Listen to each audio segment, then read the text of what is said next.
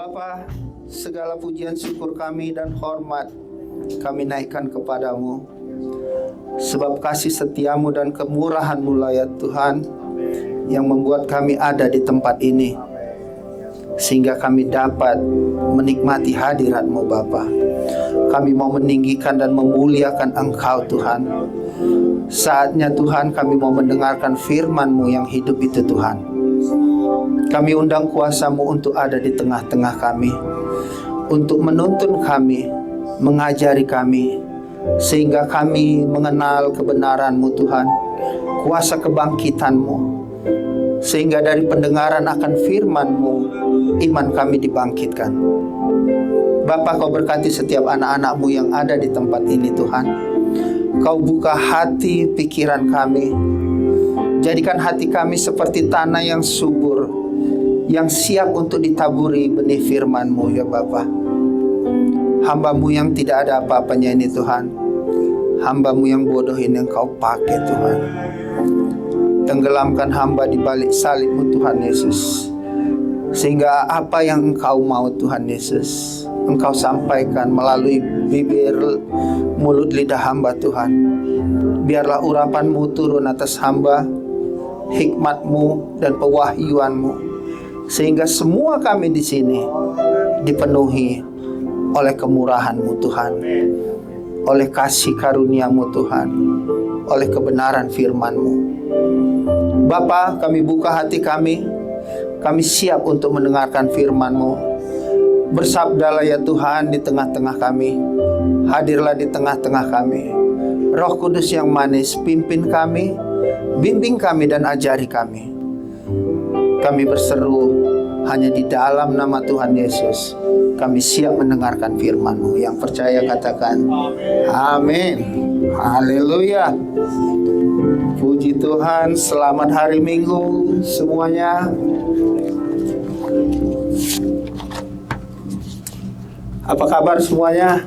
Amin. Wajah-wajah yang ceria, yang udah bulan tua tapi masih muda kantongnya ya. Ya, kelihatan dari senyum-senyum manis semuanya. Haleluya. Perenungan firman Tuhan pada hari ini kita akan membaca dari 1 Yohanes 5 ayatnya yang pertama sampai ayatnya yang kelima. Kalau saudara siap, kita bisa membaca sama-sama karena nggak banyak ya, hanya 5. Jadi judulnya iman mengalahkan dunia. Ayat yang pertama, mari kita sama-sama. Setiap orang yang percaya bahwa Yesus adalah Kristus lahir dari Allah, dan setiap orang yang mengasihi Dia yang melahirkan, mengasihi juga Dia yang lahir daripadanya. Yang kedua, inilah tandanya bahwa kita mengasihi anak-anak Allah, yaitu apabila kita mengasihi Allah serta melakukan perintah-perintahnya. Yang ketiga, sebab inilah kasih kepada Allah, yaitu bahwa kita menuruti perintah-perintahnya. Perintah-perintahnya itu tidak berat, sebab semua yang lahir dari Allah mengalahkan dunia. Dan inilah kemenangan yang mengalahkan dunia, iman kita. Siapakah yang mengalahkan dunia selain daripada dia yang percaya bahwa Yesus adalah anak Allah? Amin. Saudara yang dikasihi Tuhan,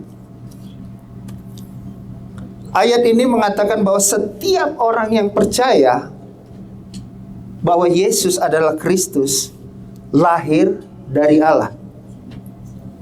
Dan setiap orang yang mengasihi Dia yang melahirkan, maksudnya Allah Bapa, mengasihi juga Dia yang lahir daripadanya, yaitu Tuhan Yesus.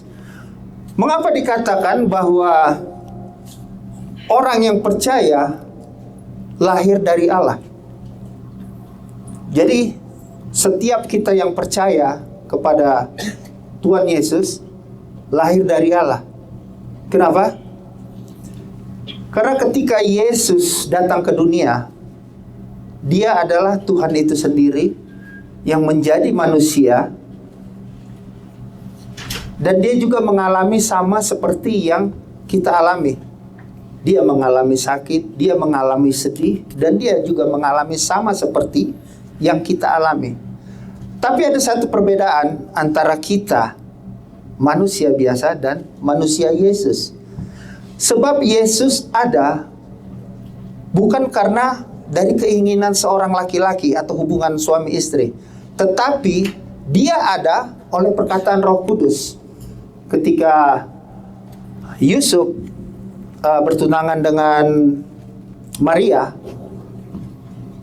pada waktu itu mereka belum menjadi suami istri, dan Roh Kudus berbicara kepada Yusuf, karena pada waktu itu Yusuf hendak meninggalkan Maria.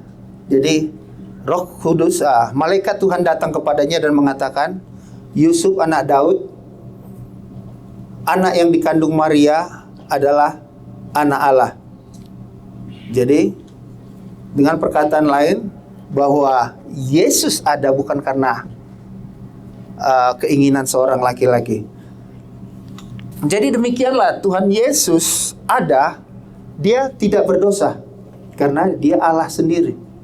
Jadi itu sebabnya orang-orang yang percaya bahwa Yesus adalah Kristus lahir dari Allah, sebab Yesus itu anak Allah, lahir dari Allah, dan setiap orang yang percaya dikatakan lahir dari Allah, yaitu orang-orang yang tidak berbuat dosa lagi, seperti Yesus. Itulah disebut anak-anak Allah. Makanya dikatakan, sebab orang yang percaya bahwa Yesus adalah Kristus lahir dari Allah. Jadi setiap kita, orang yang percaya kepada Yesus, lahir dari Allah. Dan kita bukan orang-orang yang berdosa. Sebab orang yang lahir dari Allah tidak berdosa. Walaupun kita menghadapi dosa, tapi Tuhan Yesus telah mati bagi dosa. Itu sebab dikatakan kita adalah anak-anak Allah. Dalam 1 Yohanes 3 ayatnya yang ke-9 dikatakan bahwa, mari kita, setiap orang yang percaya bahwa Yesus adalah Kristus lahir dari Allah, dan setiap orang yang mengasihi Dia yang melahirkan, mengasihi juga Dia yang lahir. Itu jadi di dalam 1 Yohanes 3 ayat 9 dikatakan bahwa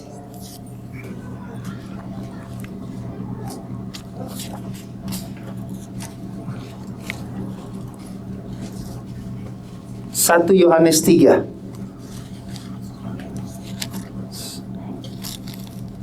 1 Yohanes 3 di belakangnya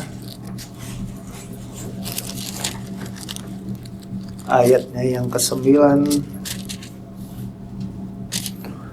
Di sana dikatakan setiap orang yang lahir dari Allah tidak berbuat dosa lagi. Sebab apa? Sebab benih ilahi tetap ada di dalam dia, dan dia tidak dapat berbuat dosa karena ia lahir dari Allah. Jadi seperti Yesus memiliki benih ilahi. Tadi saya katakan bahwa dia ada bukan karena hasil perkawinan, tapi benih ilahi yang ada di dalam tubuhnya ada juga di dalam setiap kita yang percaya bahwa Yesus Kristus Tuhan. Itu sebabnya kita dikatakan anak-anak Allah. Karena benih ilahi yang ada pada Yesus ada juga pada kita. Itu sebabnya benih ilahi itu yang membuat kita tidak menyukai dosa lagi atau menjauhi dosa. Di dalam ayat yang berikutnya, 1 Yohanes 5 ayat kedua, inilah tandanya bahwa kita mengasihi anak-anak Allah, yaitu apabila kita mengasihi Allah serta melakukan perintah-perintahnya. Yang dikatakan di sini anak-anak Allah, yaitu setiap orang yang percaya. Kitalah anak-anak Allah. Di dalam Markus 12 ayatnya yang ke-30 dikatakan, Firman Tuhan di Markus 12 adalah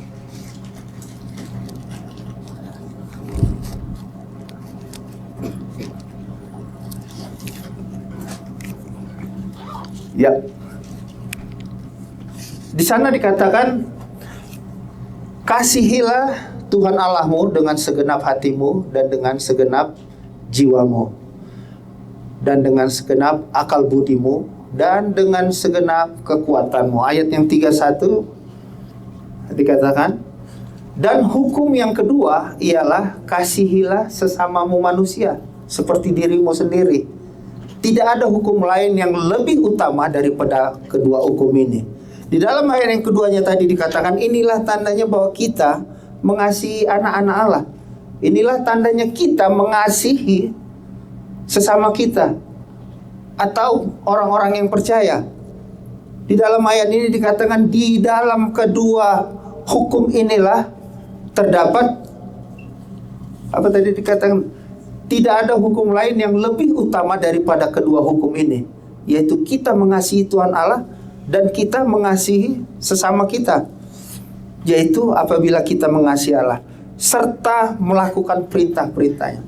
Perintah-perintah apakah yang diperintahkan Tuhan kepada kita? Perintah Tuhan itu begitu banyak, tapi salah satu yang paling populer dari perintah Allah yaitu 10 perintah Tuhan. Masih ada yang ingat 10 perintah Tuhan? Apa katanya? Jangan ada padamu Allah lain di hadapanku, dan jangan membuat patung berbentuk apapun. Kemudian yang ketiga, jangan menyebut nama Tuhan Allah dengan sia-sia. Yang keempat, hormati hari Sabat. Salah? Siapa yang masih ingat? Ada yang masih ingat? Kalau ingat, dikasih hadiah. Ada satu hal yang sangat penting yang kamu tidak boleh lupakan. Sebab aku adalah Allah yang cemburu, yang akan membalaskan sakit hatiku kepada keturunanmu yang ketiga dan yang keempat. Itu yang nomor berapa? Siapa yang masih ingat? Aku adalah Allah yang cemburu, yang akan membalaskan sakit hatiku kepada keturunanmu yang ketiga dan keempat. Inilah perintah Tuhan yang harus kamu ingat. Kalau dalam hidupmu kamu menemui hal-hal yang tidak kamu ketahui, coba introspeksi diri. Lihat ke atasmu sampai 3 keturunan. Dari kalau kakekmu, ayahmu, dan engkau, itu baru keturunan ketiga. Ya, jadi kalau di atasnya kakekmu, yaitu bapak kakekmu, berbuat salah, itu sampai keturunan keempat kutukan Tuhan.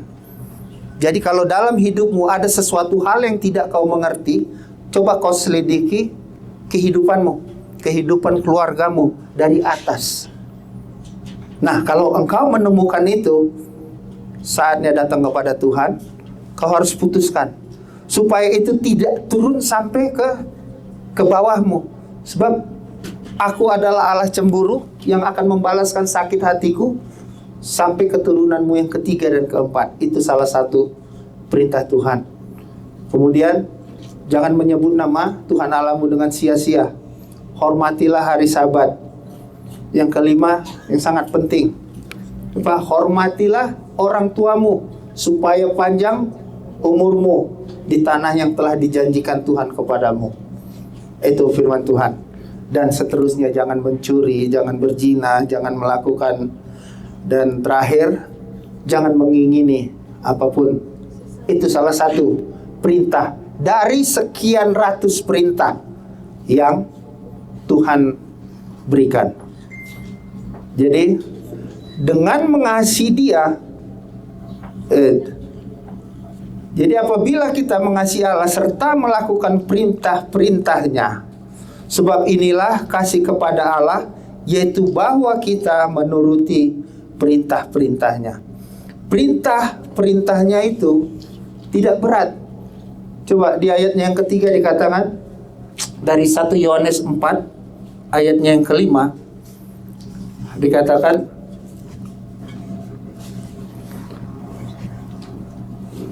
Kita kembali ke 1 Yohanes 5 ayatnya yang ke-3.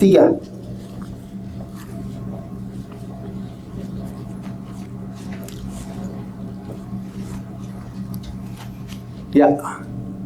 Sebab inilah kasih kepada Allah, yaitu bahwa kita menuruti perintah-perintahnya. Sampai di situ dulu. Jadi perintah-perintahnya tadi udah kita dari 10 perintah Allah.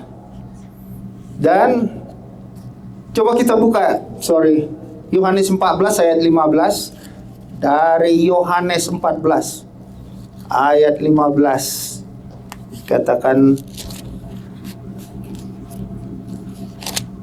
banyak baca ayat ya, biar terbiasa. Akhirnya mata kita melek. Yohanes 14 ayat 15 dikatakan, jikalau kamu mengasihi aku, kamu akan menuruti perintahku. Ya, orang yang menuruti Allah pasti mengikuti perintah-perintahnya.